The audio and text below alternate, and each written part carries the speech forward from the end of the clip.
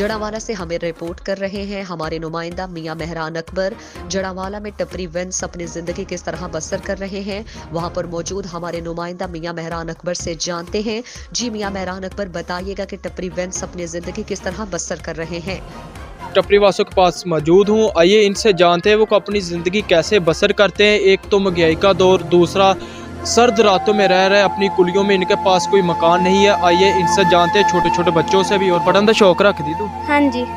پہلو پڑھتے رہی سکول نہیں تے تسی کلیاں چ رہنے تھانوں سردی نہیں لگدی؟ لگتی ہے۔ اپنا ٹاڈا کوئی ذاتی مکان نہیں ہے؟ نہیں۔ میں والدین کے پاس بھی موجود ہوں، بچوں کے والدین کے پاس، ان سے پوچھتے ہیں انہوں نے پرورش اپنے بچوں کی ہے لیکن وہ مجبور ہیں، مہنگائی سے پریشان ہے۔ آئیے میں ان سے پوچھتا ہوں۔ السلام علیکم۔ وعلیکم السلام۔ باجی یہ چھوٹے چھوٹے بچے سردی نہیں انہوں لگتی، نہ کوئی پیروں جتیاں وا، اس طرح ہی گھوم رہے؟ بھائی گنجائش نہیں ہے لین واسطے۔ باجی ٹاڈا کوئی ذاتی مکان نہیں ہے؟ نہیں۔ باجی اپنے ہسبینڈ کی کام کرتے، ٹاڈے بندے ہی کام کرتے؟ کاغذ چکتے۔ کاغذ چکتے ہے گیا۔ تو باجی تسی یہ بچوں سکول پڑھاندے ہو؟ جی۔ باجی کی حکومت نو کہنا دے چاہتے؟ دے جگہ دے دے، اسی بھی اپنی اچھی زندگی گزار۔ السلام علیکم۔ وعلیکم السلام۔ چاچی تسی انی سرد راتاں چ رہ رہے ہو اور کلیاں چ رہ رہے، تانوں سردی نہیں لگدی؟ لگدی واش تے ٹاڈا کوئی مکان نہیں ਹੈਗਾ؟ مکان کوئی نہیں ہے، کلیاں ہی نے بس۔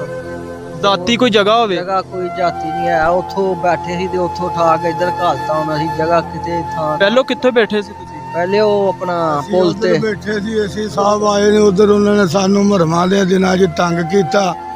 ਉਹਨੇ ਪੁਲਸਾਂ ਪਵਾਈਆਂ, ਸਾਨੂੰ ਡੰਡੇ ਸੋਟੇ ਉਹਨਾਂ ਨੇ ਮਾਰੇ।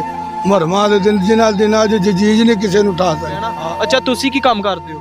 ਅਸੀਂ ਇਹ ਹੋਏ ਕੋਈ ਗੱਤਾ ਗੁੱਤਾ ਚੁਗੀ ਦਾ ਕਚਰਾ ਮਸਲਾ ਚੁੱਕ ਤੁਸੀਂ ਆਪਣੀ ਜ਼ਿੰਦਗੀ ਕਿਸ ਤਰ੍ਹਾਂ ਬਸਰ ਕਰ ਰਹੇ ਹੋ? ਅਸੀਂ ਤੇ ਬਹੁਤ ਇਸ ਤਰ੍ਹਾਂ ਤੇ ਕਿ ਅਸੀਂ ਕਿ ਜਿਵੇਂ ਗਰਕ ਦੇ ਵਿੱਚ ਬੈਠੇ ਆ ਕੁਲੀਆਂ 'ਚ ਬੈਠੇ ਦਿਨ ਗੁਜ਼ਾਰਦੇ।